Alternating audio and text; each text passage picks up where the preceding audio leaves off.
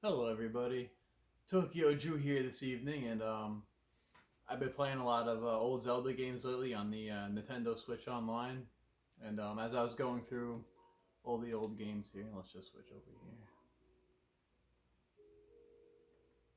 I know a lot of people talk about the original Zelda and how it had the extra quests after you beat the game the first time. But I feel like not a lot of people talk about the new game plus on the second game, Zelda 2. Now, before I even did this setup, I realized that the SP version of the game has it already. I don't touch the SP stuff. It's why I moved them all up here. Because I know a lot of them just all have the unlocks already done already, so I don't like that. So just to show you, this is the non-SP version of it. I didn't realize, I guess when I beat the game, it already, has the Triforce of Courage next to it. Pretty much the bottom number is your deaths, but then you notice all your levels are maxed out at 8. Attack, magic, defense. And you even have the up and down slash with all the spells. So you pretty much have no reason to go into any town. Except, I guess, if you just want to go into the town and see all the townsfolk. But other than that, you could just go, you could beeline it right to the dungeons. Let's try out our beefy Link here. I feel like for its time, this is a pretty advanced feature to have, pretty much the level carryover from a previous game. It's one thing I wish Symphony of the Night had.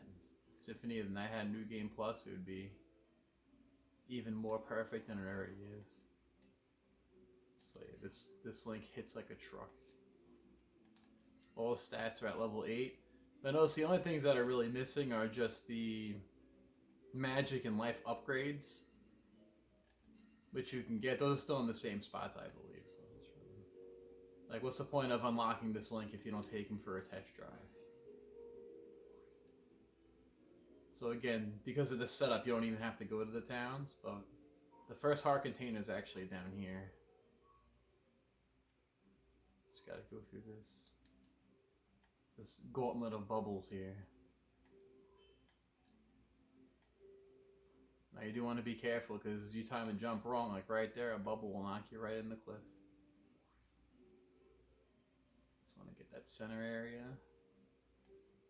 Little stone hedge here. Actually, it's over here. Let's just hop up here. There you go. Yeah, I'm just gonna play through probably up until the first dungeon just to give this Link some action here. I mean, we spent a lot of time unlocking him. You might as well use him. And again, I much prefer playing this Zelda over the first Zelda. This towns, this story, I feel like it's a lot more playable. The 2D side-scrolling parts absolutely do not bother me.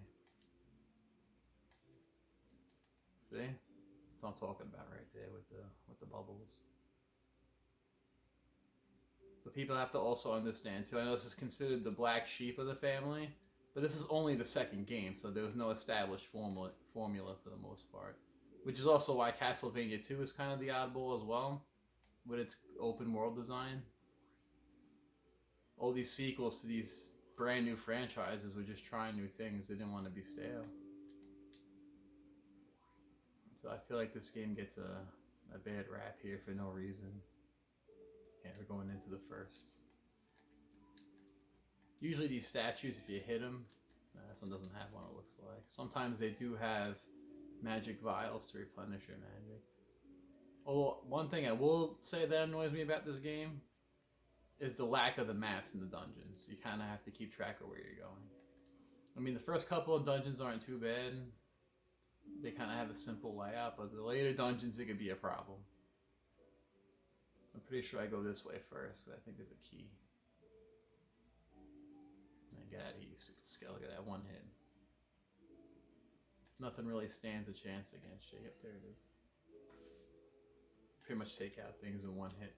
And you already have the up and down slash too, which is good also. So again, no reason to go to any town.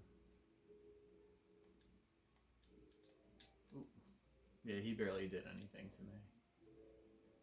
And it doesn't matter, I have every spell anyway, so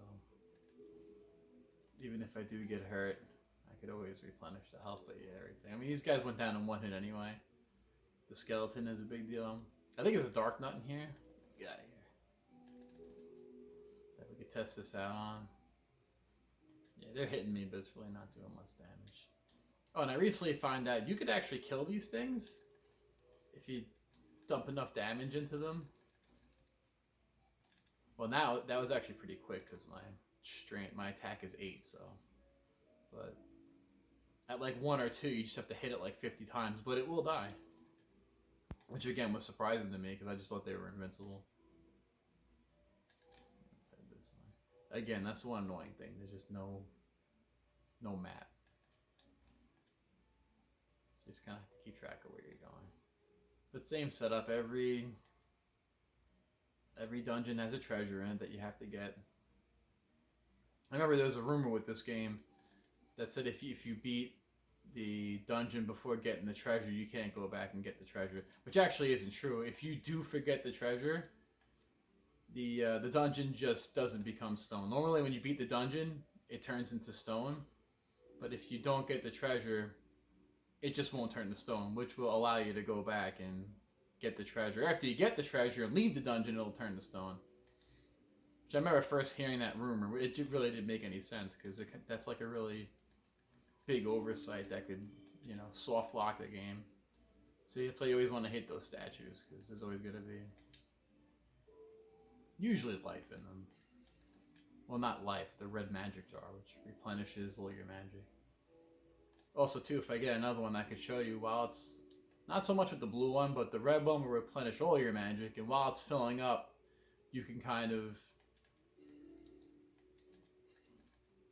While it's filling up, you can kind of like, when it hits the end of the magic gauge, you can kind of do another spell really quick. It'll still replenish your gauge even after you did the spell. You have to time it good, but if you do it, you get pretty much a free spell. I've done it a few times, you just have to time it. I don't remember if I have to go this way first or the other way. No, I think I have to go the other way first. I think that down there is the boss. I'm not sure now. Let's go this way anyway.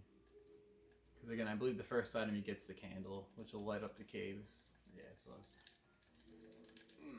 this Link's pretty much unstoppable. Unstoppable Link. Well, let's see. Again, this is the part of them which was better memorization. These things are everywhere now. I don't feel like killing them anymore. They still take a good amount of hits, even at level 8. Yeah, that has at least 10 hits. Alright, get out of here. Although they do lower your magic when they hit you too, which is annoying. Because they could put you in a tight spot if you're not careful.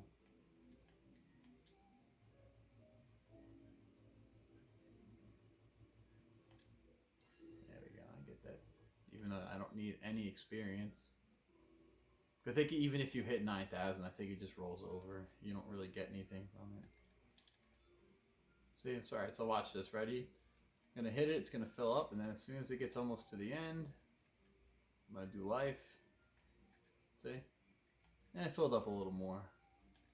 Oh, there's the dark nut. There we go. One hit, the dark nut went down. And there's the candle. And dark nut's always the hardest non-boss characters in these games, so he just went down in one hit, which is awesome.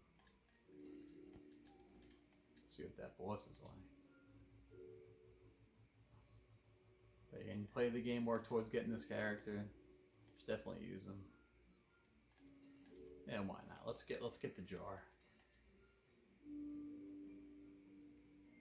Because even with everything costing less and doing less damage, you still want to get those. So I believe I got the 1 heart container. I think there's 3 more, and then there's 3 magic containers too. But they're really not hard to find. Just have to go off the beaten path just a little bit, nothing too crazy.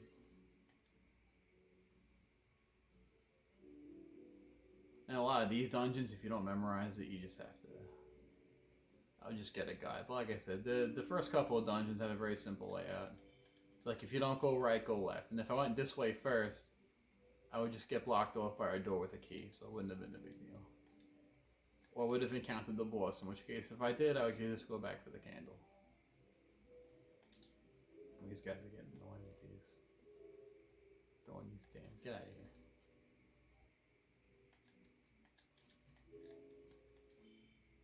I'm super Link. Get out of here, fucking stupid Dark Knight. There we go.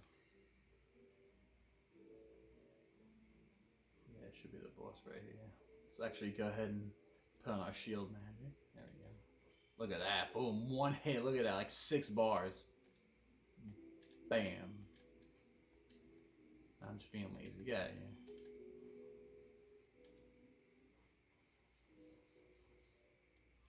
That's nothing.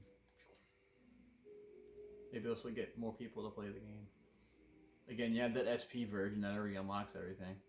Now, the misleading thing with this game is you're going to the 6 palaces to put the crystals in, not taking the crystals. See, he sets them in when he puts it.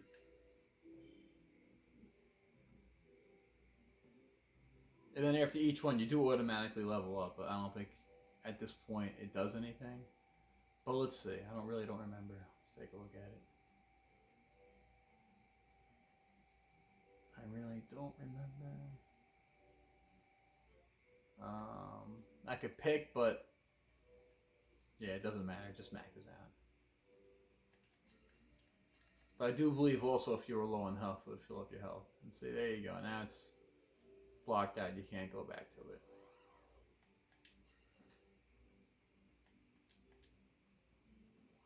And that was it. Like I said, that first temple was a breeze. And I'm sure it really won't get hard again until you get to at least the 3rd or 4th palace. Now this cave should be lit up. Yeah, again, I really don't mind playing this game. I don't think it's as bad as people say it is. I'd much rather play this one than the first one. But yeah, so that is the new game plus on Zelda 2. Like I said, I think it's a lot of fun. It gives you more reason to play the game. You're pretty much, you know, unstoppable until you get to the late game. But even then, you'll build up free guys and experience, so you won't have too much trouble with it. Let me know what you guys think. Like and subscribe, and have a good night.